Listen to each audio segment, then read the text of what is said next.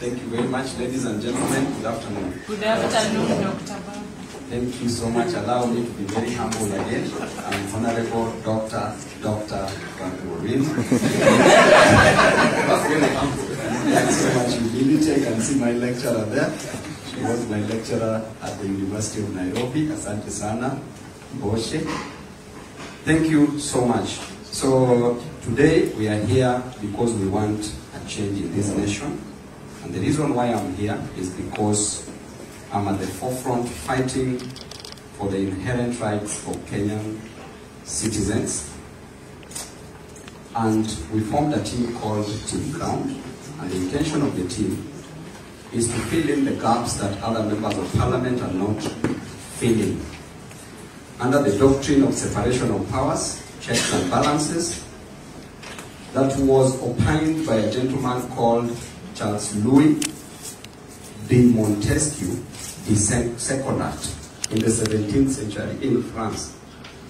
And because of him, we have to ensure that this government is kept on check, otherwise they'll run amok. And even no matter how much we are trying, there's still a problem. Why? Because the independence of parliament has been compromised. We no longer have parliament. We have parliament, from the word fala. I'm parliamentarians. There are those who are working, but there are those who have refused to work and they want to serve their masters. And on that note, I want to congratulate you, Mheshimiwa Wamushomba. She's one lady who's out to take sides with the people, and that is what is important. Mheshimiwa Mwenje, you see him every time. The other time, he was swallowing tear gas and inhaling tear gas on the streets, fighting for the people. And sent to a few members of parliament. Right now, we have the finance bill that is coming, that is going to increase taxes again, because the government is seeing in their own wisdom or lack of the same. And to me, I think they are not wise, they are otherwise.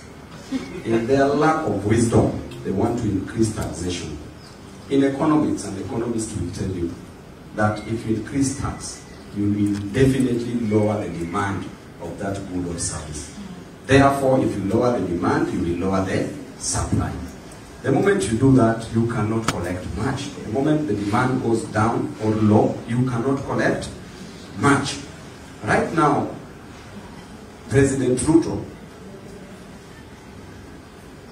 his intention is to increase tax on even basic commodities like bread.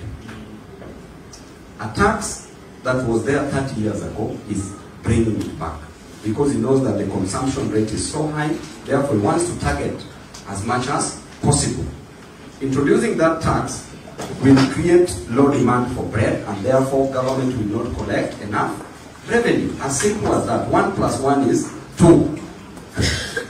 So, when you look at France, the French Revolution that occurred in 1789, it was caused by a simple thing: increasing the price of bread. There was economic inequality, there was social injustice, and the monarch system that the French people wanted to get rid of. Currently, we have a dynasty in the State House. And by the way, Ruto used to say he was a hustler. I don't know how he managed to win people. This is a man who was a privileged child that grew in a dynasty under Moïse regime, was admitted while young, and that is why he's oppressing Kenyans.